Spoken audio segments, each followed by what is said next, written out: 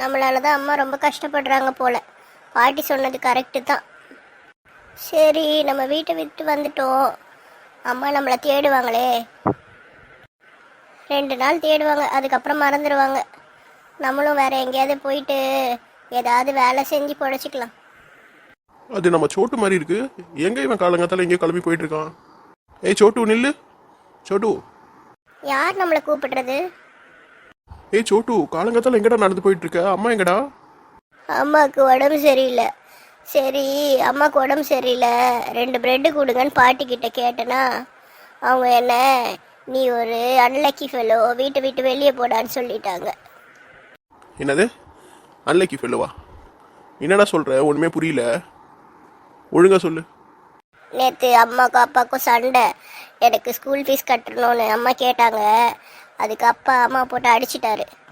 அதனால் அம்மாவுக்கு உடம்பு சரியாமல் ஃபீவர் வந்துடுச்சு. இன்னைக்கு காலையில் சரி நம்ம டிஃபன் பண்ணலான்னு சொல்லிட்டு கிச்சனில் போய் ப்ரெட் எடுக்க போனேன்னா அப்போ பாட்டி வேணா நான் நல்லா திட்டி விட்டுட்டாங்க. சரி சரி, நீ அழைய நிறுத்து, வா நம்ம வீட்டுக்கு போலாம். இல்லை, நான் வீட்டுக்கு வரல. பாட்டி சொன்னாங்க என்னால் தான் அம்மா அப்பா கஷ்டப்படுறாங்களாம். அதனால் நான் வீட்டு விட்டு போய் வேறு எங்கேயாவது வேலை செஞ்சு பொழைச்சிக்க போகிறேன்.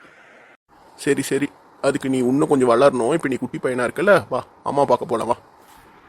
அம்மா ரொம்ப பசியாக இருப்பாங்க. அம்மா பசியா இருக்காங்கன்னு தெரியுது, ஆனா அவங்கள விட்டுட்டு நீ எங்கேயோ போயிட்டு இருக்கியா? இப்படிலாம் பண்ணக்கூடாது. தனியா வீட்டை விட்டு எப்பவுமே வெளியே வரக்கூடாது, சரியா? சரிங்க ஆண்டி. வா, நம்ம 2 பேரும் பக்கத்துல இருக்க கடையிலேருந்து 2 இட்லியும் உனக்கு ஒரு மசாலா தோசையும் பார்சல் வாங்கிட்டு வீட்டுக்கு போகலாம். ஃபர்ஸ்ட் நீங்க சாப்பிடுங்க, அதுக்கப்புறம் என்ன பிரச்சனைன்னு பார்க்கலாம். சரியாப்பா? ஆண்டி, எனக்கு மசாலா தோசைலாம் வேணாம். அம்மாவுக்கு மட்டும் ஒரு பிளேட்டு இட்லி வாங்கி கொடுத்துட்றீங்களா? அவங்க தான் உடம்பு சரியில்லாமல் படுத்துட்டு இருக்காங்க. டிஃபன் சாப்பிட்டாங்கன்னா மாத்திரை போட்டுக்கலாம்.